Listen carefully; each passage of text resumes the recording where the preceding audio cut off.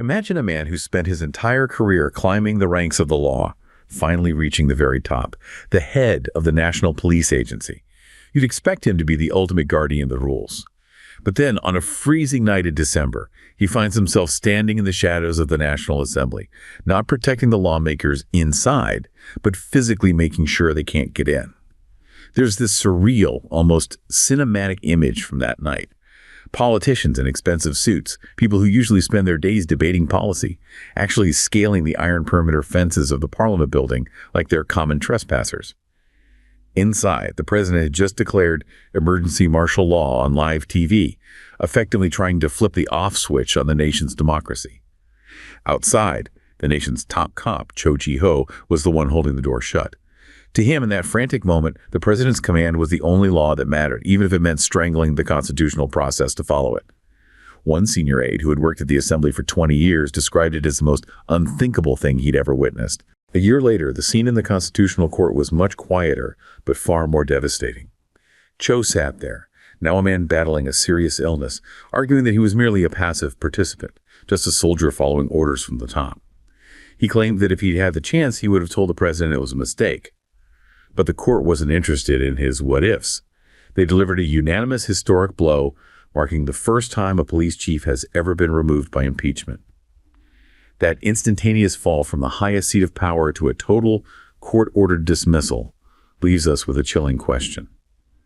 When the highest leader in the land gives an illegal order, where does duty end and rebellion begin?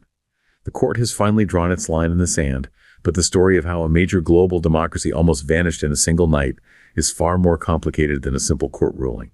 And that story is exactly why we're doing this deep dive today.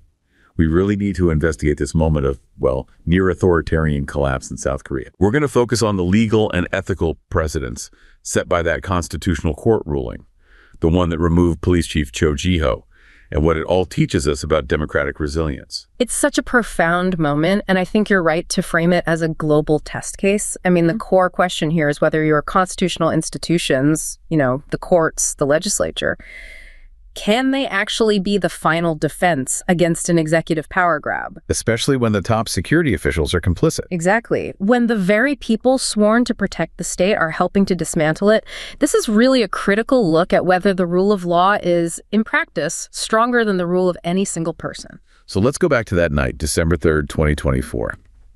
This attempted self-coup, as many have called it, didn't just come out of nowhere, did it?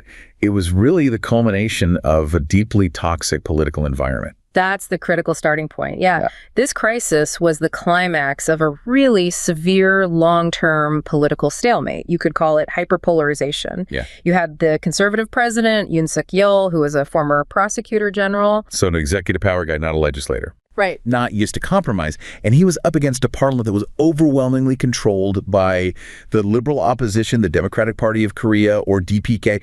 The whole system was just gridlocked. And this wasn't just, normal political fighting. This was what political scientists call constitutional hardball, pushed to its absolute limit. All those unwritten rules of democracy, the ones about restraint, they were just gone. They were completely gone. And the stats are, frankly, staggering. In just 2.5 years of President Yoon's term, the opposition filed 29 separate impeachment motions against his officials. 29? 29. To give you some perspective, in the 33 years before his term, there were only 20 such motions in total. Wow. So it's an exponential increase. It was a complete weaponization of that legislative check on power. Mm-hmm. The opposition was basically treating the entire executive branch as illegitimate. And the president, in turn, used his own weapon, the veto. He sent bills back, 33 times? So both sides were just maxing out their constitutional powers to create total paralysis. And that's where the danger lies. When those informal norms, things like mutual tolerance, where you accept that your opponent is a legitimate competitor, not an enemy. Right. And institutional restraint, where you just hold back a little to keep the system working. When those break down, the written constitution becomes incredibly brittle. It was a recipe for the president to claim the whole system was broken and that he needed to take extraordinary measures. So what was his actual justification? How did he sell this to the nation? turning political fights into a national security emergency that needed the military. Well, the declaration was all about stopping chaos and protecting the state from internal enemies. He pointed to four things specifically: the opposition's unusual push for impeachment, their unilateral exercise of legislative power. So basically, he was mad that they were using their power. Pretty much. He also claimed budget cuts were paralyzing his government. And then he threw in this really explosive claim about needing to resolve suspicions of electoral fraud. And the language he used was so charged, he was going after anti-state forces and purging despicable pro-North Koreans. He was trying to elevate political disagreement to the level of treason. And of course, the Constitutional Court later just completely dismantled that argument, saying none of that came close to a real national emergency. But on that night, he acted like it did. This was the 17th martial law declaration since independence. But this one was different. This was a president staging a coup against his own government. And the plan was meticulous. It wasn't just symbolic. Elite military units, we're talking special forces brigades, were mobilized to occupy critical national institutions. And the targets they chose. That tells you everything you need to know about the intent, doesn't it? It really does. They went for the National Assembly, the heart of the legislature. They went for the National Election Commission, the NEC, and its training centers. And very strategically, they occupied the building of a major pro-opposition media outlet. The goal was to silence political accountability and attack the very idea of a fair election. Right. If you were worried about national defense, you'd secure your borders, not the Election Commission's office. Exactly. And the orders were specific. Military intelligence was tasked with arresting key election officials, opposition lawmakers, and, critically, confiscating all the election data.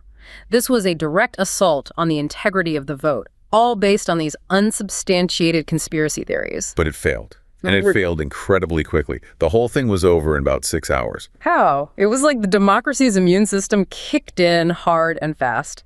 And we come back to that image you painted at the start. Lawmakers, including members of Yoon's own party, being physically blocked from entering the parliament by police lines. The very police lines ordered by the man we're focused on, Cho Ji-ho. The very same. And so you have these elected officials, in their business suits, having to literally climb over iron fences, dodging police just to get into their own building to do their jobs. An image that must have just electrified the nation. It showed everyone how serious this was. It did. And they succeeded. They got a quorum together and passed a resolution to overturn the martial law decree with 190 votes. They used their constitutional power under Article 77 to stop it. So Article 77 is basically the emergency brake. It's the constitutional safety valve, yes. It lets the assembly demand the lifting of martial law with a simple majority. The challenge wasn't getting the votes. They had them. It was physically getting into the building to hold the vote while it was under siege. And it wasn't just the politicians.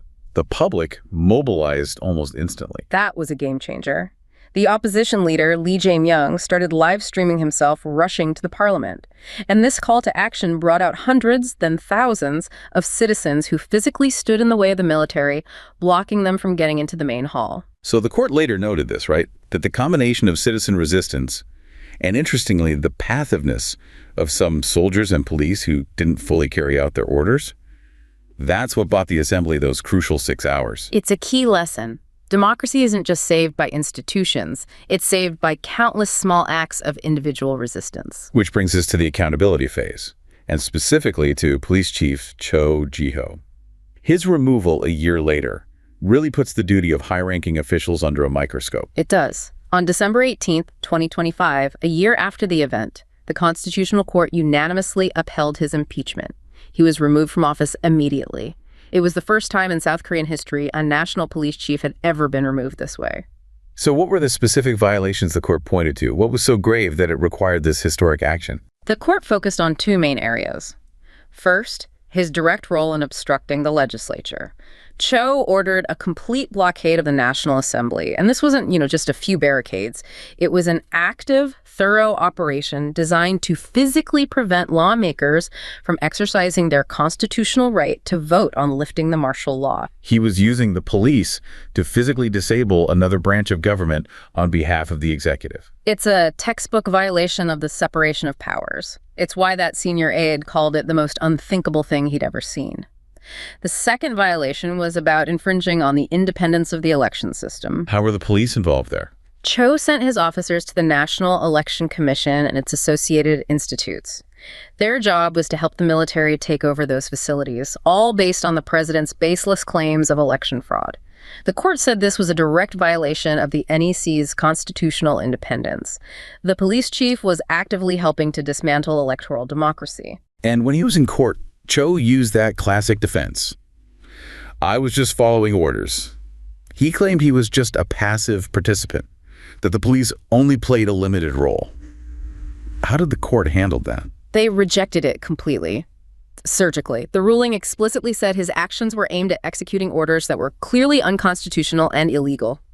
The unanimous decision effectively killed the just following orders defense for high-ranking officials in South Korea. And that's more than just a legal ruling. It feels like a fundamental ethical shift for the civil service.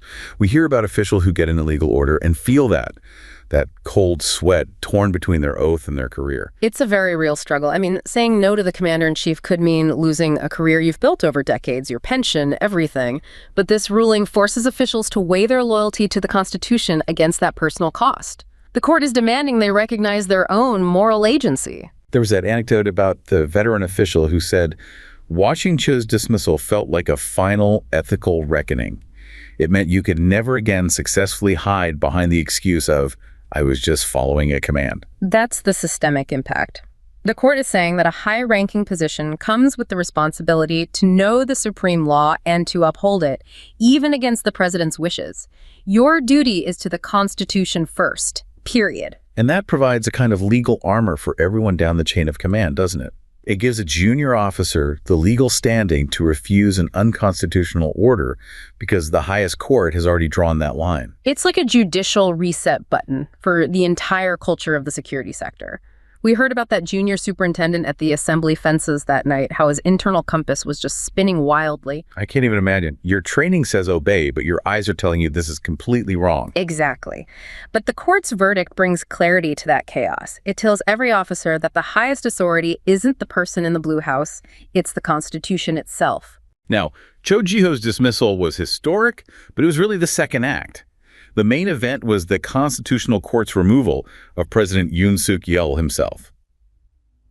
Let's get into how the court took his martial law declaration apart, piece by piece. Right.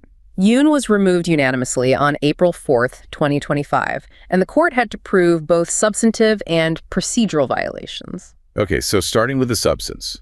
What's the constitutional bar for declaring martial law, and why did Yoon's list of political complaints not even come close? The bar is incredibly high. The Constitution says you can only declare it during a state of war, a true emergency, or a disturbance so severe that the administrative and judicial functions become extremely difficult or impossible to carry out. And he was arguing that political gridlock met that standard. And the court said absolutely not. They were categorical. They said political conflict, no matter how intense, has to be solved through political or judicial means, not by calling in the army.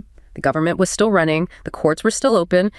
The substantive grounds just weren't there. He even tried to argue it was sort of a symbolic martial law, just a warning. The court dismissed that out of hand. The Martial Law Act doesn't have a category for symbolic or warning.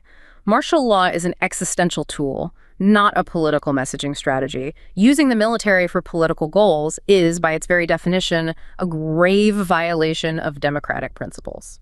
And then there were the procedural failures, which were just as bad. They were massive, and they showed a deliberate intent to bypass checks and balances. First, he didn't get proper cabinet deliberation. The Constitution requires the cabinet to fully review and sign off. He just sort of briefed them, which is not the same thing. So he cut out his own executive advisors. He did. He bypassed that collective conscience. He also failed to get the prime minister's agreement, and he didn't promptly notify the National Assembly, which is a basic constitutional requirement. The full ruling also painted this really chilling picture of what was planned. It read like a manual for an authoritarian takeover. It did. The court detailed the plan to obstruct the National Assembly, citing evidence of Yoon giving direct orders like, break the door and pull up the people inside. That's direct proof of his intent to physically stop the legislature from functioning. Just stunning. And then there was the violation of the military's political neutrality, mobilizing soldiers to block parliament and confront citizens. That's using the armed forces as your personal political tool. And it didn't stop there. Yeah. The plan extended to intimidating the judiciary as well. Yes. The court found evidence of plans for the possible arrest of former Chief Justices and Supreme Court justices. This was a clear attempt to put pressure on every sitting judge in the country to send a message that they could be next. And what about Proclamation Number 1? That was the tool for suppressing all political freedom. It banned political gatherings, any speech critical of martial law, basically any form of organized dissent. The court saw this as a direct assault on the freedom of assembly and expression. So, when the court delivered that final verdict, saying his actions severely betrayed the trust of the people, it wasn't just a legal finding. It was a moral condemnation. It was the highest institutional rejection possible. The court made it clear that no one, not even the president, is above the Constitution. The national loss from removing a president was deemed necessary to save the constitutional order itself. It's like the court wasn't just reeling, it was teaching a national civics lesson. That's a great way to put it. Imagine you're a law student preparing for the bar exam. You're learning about checks and balances, and then you see the police physically blocking Parliament. Those concepts suddenly feel like just ink on paper. It must be incredibly disillusioning. It would be. But then the Constitutional Court acts, and it proves that those checks and balances are not just theories, they are a functional bulwark that can and did hold. It reinforces the very foundation of the law for that next generation. And the court explicitly said that political dysfunction, even the opposition's own overreach, is no excuse to abandon the Constitution. You have to work within the system. Exactly. You can't use the failure of political norms to justify throwing out the entire rulebook. The law has remedies. A coup does not. So the democracy survived the immediate threat. But the fact that South Korea has had to remove 2 presidents by impeachment in less than a quarter century, and then they even impeach the acting president right after, it points to something deeper. Is this a healthy democracy with a vulnerability, or is it fundamentally fragile? I think you have to look at it as both. There's profound resilience there. The coup failed, the institutions held. But the fact that these crises keep happening at the highest level points to a real elite-level fragility. And where does that fragility come from? It's baked into the political structure. The Constitution demands compromise, but the political parties are intensely personalist. They're built around loyalty to one leader. And in that world, compromising with the other side isn't governing, it's political treachery. So the health of the system comes second to the leader's power, which explains that breakdown of informal norms we talked about. Precisely. Mutual tolerance is gone. They see each other as existential enemies. And institutional restraint is gone, which we see in the constant impeachments and vetoes. Elections become these life-or-death battles, which keeps the democracy constantly on edge. And the political elites fuel this with their rhetoric, right? Calling opponents pro-North Korean or traitors. Yes, it's very much a top-down polarization. They frame the stakes as the survival of the nation itself, which then justifies taking extreme measures. So with all that fragility at the top, how did the resilience win out this time? 2 things. The institutions, the assembly, and the court worked in concert, showing strong horizontal accountability. But even more important was the nonpartisan citizenry. The vertical accountability from the public. That's the key. Support for Yoon's impeachment was consistently high, between 58 and 75%. It shows that while the elites are polarized, most voters agree on a fundamental principle. A president who breaks the Constitution must be punished, no matter which party they belong to. And we can't forget the role of that passive resistance within the military and police. Absolutely critical. Those individuals who hesitated, who delayed, they're the ones who bought the assembly the time it needed to act. The window of opportunity would have slammed shut without them. But the crisis still exposed a huge vulnerability in the security sector itself. A deep one. It comes from years of politicization. President Yoon, coming from a prosecutor background, appointed personal loyalists everywhere, many from his own high school to top jobs in the military, police, and intelligence. It created these deep partisan networks. So even though the coup failed, the fact that so many high-ranking officials were willing to follow illegal orders raises serious questions about the professional ethics inside the security services. It does. It shows that those partisan networks, combined with the intense polarization, could be weaponized again by a future leader. The system survived, but the ease with which parts of it were co-opted is a major warning sign. And this instability had real-world consequences for South Korea's international reputation. It did. The Economist Intelligence Unit downgraded South Korea from a full democracy to a flawed democracy. That's a significant blow. It shows that democratic health isn't a given, it's something that has to be constantly maintained. All of this set the stage for a snap presidential election on June 3rd, 2025, to replace Yoon. So the next leader is inheriting a country that's institutionally volatile and deeply fractured. And their biggest challenge will be trying to restore those informal norms of tolerance and restraint. They have to govern a country where the system has been pushed to the breaking point twice in just one decade. So as we wrap up this deep dive, it feels like there are two incredibly profound precedents that have been set here. First, the Constitutional Court cemented its role as the ultimate guardian of the system. It stated with no ambiguity that the rule of law is supreme. Political fights can't be an excuse to tear up the Constitution. That is its historic legacy. The court proved that judicial review applies even to the most extreme executive action. It reinforced the foundations of democracy at the very moment they were under attack. And the second precedent, which is just as vital, is the death of the just following orders defense, settled by the dismissal of Police Chief Cho Ji-ho. It sets a new high bar for individual accountability for every public official. It says your duty is to the Constitution, not to the person giving you an illegal order. And that creates a powerful check within the government itself. The system's ability to slowly, methodically, and legally hold the responsible individuals accountable long after the crisis ended is the ultimate proof of its resilience. This whole ordeal confirms that the true test of a democracy isn't avoiding conflict. It's having institutions and people strong enough to resolve that conflict through law. South Korea's experience is a powerful lesson for the whole world. Institutional integrity and public vigilance are the only things that can pull a country back from the brink.